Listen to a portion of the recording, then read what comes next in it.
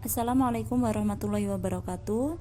Saya Ulul Mutmainah dari mahasiswa magang UIN Sayyid Ali Rahmatullah, Prodi Pendidikan Agama Islam. Di sini saya akan menjelaskan tentang materi bugot.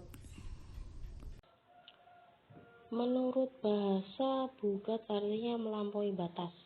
Bisa juga diartikan berpaling dari kebenaran.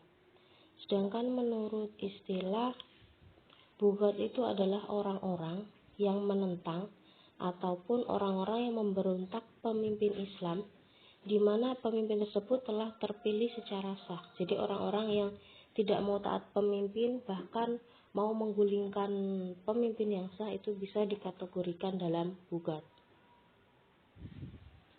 Lalu apa yang harus kita lakukan? Apa yang harus dilakukan oleh pemerintah atau aparat yang berwenang terhadap bugat ini?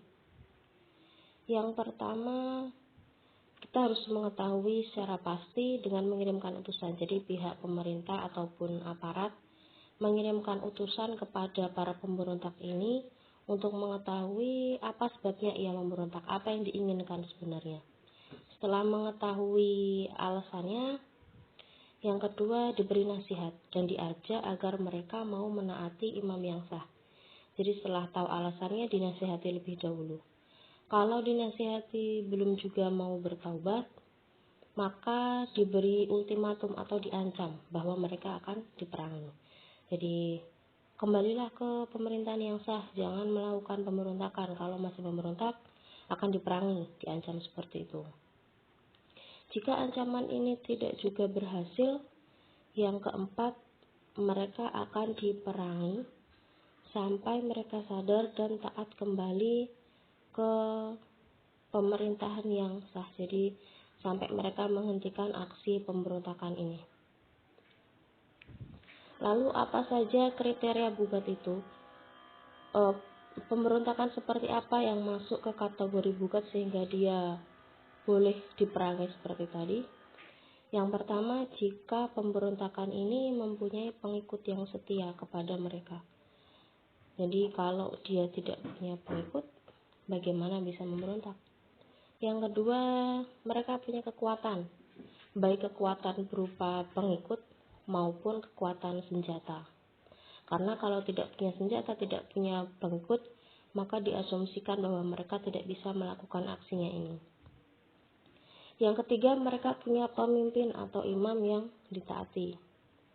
Lalu yang terakhir, mereka punya alasan atas tindakan mereka. Ada yang diinginkan, apakah mereka ingin melepaskan diri dari pemerintahan yang sah, atau mereka mungkin ingin mengganti penguasa atau pemimpinnya, ataupun hal-hal yang lainnya. Lalu para bugat atau para pemberontak ini tidak boleh dibunuh. Jadi tadi kan boleh diperangi, tapi diperangi ini tidak untuk dibunuh, hanya ditawan saja. Para pemberontak yang tertangkap tidak boleh dibunuh, hanya boleh ditahan sampai mereka sadar. Bahkan kalau misalnya terjadi peperangan dan mereka terluka, harus dirawat, tidak boleh dibunuh karena mereka sebenarnya masih termasuk bagian dari pemerintahan itu, atau kalau dalam Islam mereka masih diakui sebagai orang Islam, jadi tidak boleh dibunuh. Lalu yang terakhir, harta mereka, harta yang diperoleh dari para bugat ini tidak boleh disamakan dengan ghanimah. Ghanimah itu kan rampasan perang. Jadi kalau terjadi peperangan dan ada harta yang dirampas dari pihak musuh, maka akan dibagikan. Itu kalau ghanimah. Sedangkan kalau harta yang diperoleh dari para pemberontak tidak boleh dibagikan atau tidak boleh diambil selamanya. Cukup disimpan ketika mereka ditahan. Setelah mereka sadar kemudian dibebaskan, harta mereka harus dikembalikan lagi. Jadi tetap diperlakukan dengan baik, tidak boleh dibunuh. Bahkan hartanya pun ketika mereka sudah sadar harus dikembalikan. Ini penjelasan singkat tentang bugat. Mungkin kalian lebih lengkapnya bisa membaca di buku paket yang telah tersedia di bahan ajar. Semoga ada manfaatnya. Wassalamualaikum warahmatullahi wabarakatuh.